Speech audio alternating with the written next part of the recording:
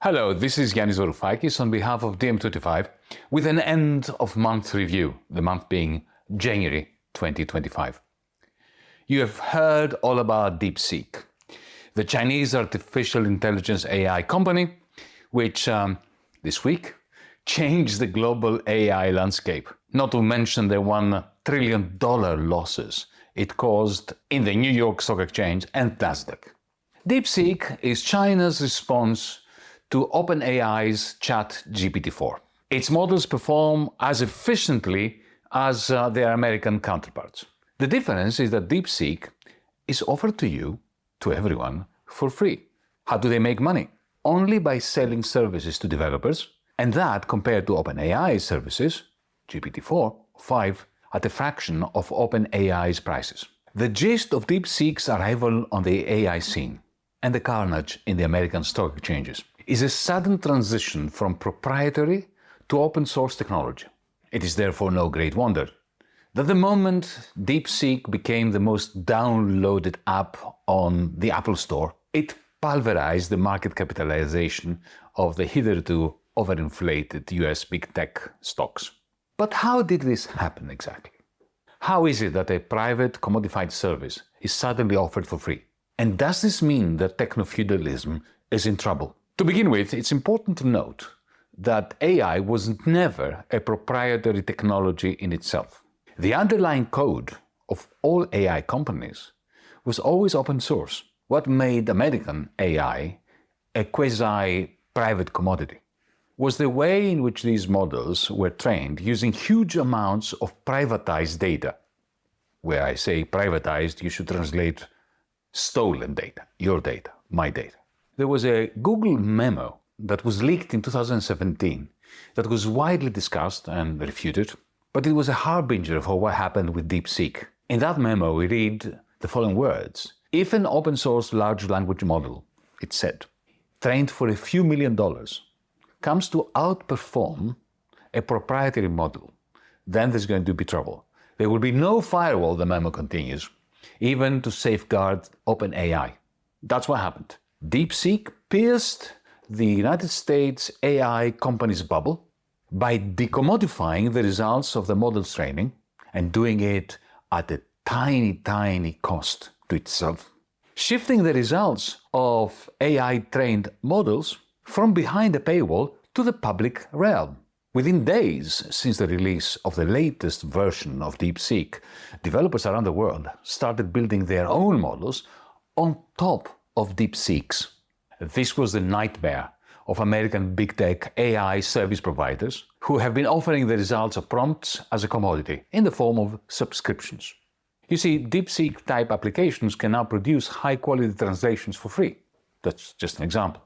And in so doing, they undermine the business model of companies like DeepL, the German company. In the broader scheme of things, this means that the morsels of cloud capital that Europe owned, like DeepL, essentially have lost their market value. Nevertheless, and this is a huge nevertheless, it is only AI as a commodity that has lost its grossly exaggerated market price or value. In sharp contrast, cloud capital utilized as Amazon, Meta, Google, and so on have been utilizing it. That is, not as a commodity producing piece of tech, but as a produced means of behavioral modification. That business model is not at all threatened by companies like DeepSeek. And since techno-feudalism is powered by cloud capital working that way, rather than commodity-like AI services of the ChatGPT-4 or 5 type, our techno-feudal order is not threatened by competitors such as DeepSeek. To help understand the difference between cloud capital and AI-based commodified services, it helps to compare and contrast Alexa, take Amazon's Alexa, and OpenAI's ChatGPT. Now, Alexa is not offering you a commodified service. It is your free pretend slave. Unlike GPT-4 or 5, you do not pay a subscription to Amazon for the right to order Alexa, to order you milk, or to switch off your lights. Rather, you train Alexa to train it to know you, so that it wins you over it wins your trust with good recommendations, so that it can ultimately modify your behavior, so that it can encourage you to buy a commodity from Amazon.com, with Jeff Bezos, the owner of Amazon, retaining up to 40% of the price you pay for a book or an electric bicycle, money that will be retained as cloud rent by the owner of Amazon, Jeff Bezos. In short, and this is very important, the work that Alexa performs for you is not a commodity that you buy. Unlike ChatGPT, which works to sell you a commodity, even in a subscription form.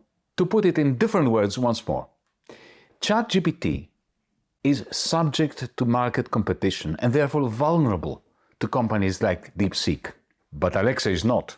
This is why OpenAI, ChatGPT's maker, is seriously damaged by the emergence of DeepSeek, but Amazon is not. That's my basic point. Cloud capital is in a league of its own, beyond market competition from DeepSeek-like upstarts, because its power lies in its capacity to modify our behavior and remove us from any market. For example, to shift us from real markets to cloud thieves like Amazon or Alibaba. To wrap this up, in conclusion, cloud's capital capacity to drive techno-feudalism is not challenged by companies like DeepSeek. Only companies like OpenAI, which invested so much, and so foolishly I would add, in providing a commodified service, these companies stand to lose enormously. This, I believe, is yet another sign that capitalism is dead at the hand of cloud capital, while techno-feudalism is going from strength to strength. And as it does so, it fuels even further the new Cold War between the United States and China, which in my book, Techno-Feudalism, What Killed Capitalism, I have explained away, I have explained this new Cold War as the almighty clash between these two huge concentrations of cloud capital, the American dollar-denominated super cloudalist power and the Chinese yuan-denominated super cloudalist power.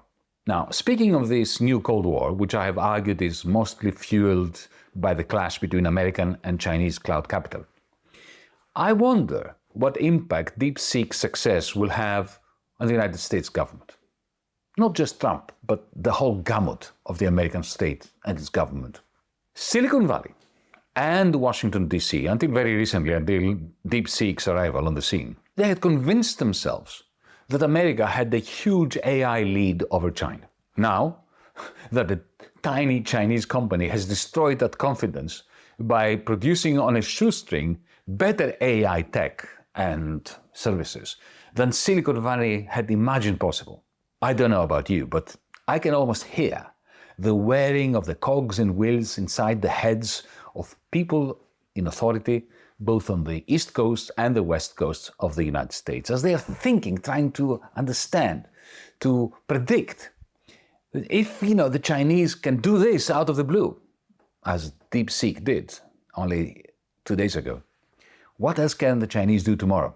It is reminiscent, isn't it, of the Sputnik moment. So it will be interesting to see how Donald Trump reacts to this threat to companies like OpenAI, especially since Elon Musk understood some time ago, quite presciently I should say, and has spoken out against companies like OpenAI. He seems to have understood the folly of commodifying AI services rather than going full-on techno-feudal. Goodness only knows what happens in a White House containing both the thoughts of Elon Musk and someone like Donald Trump. These are indeed turning out to be interesting times, of course in the traditional Chinese proverbial sense of the phrase. For more, watch this space.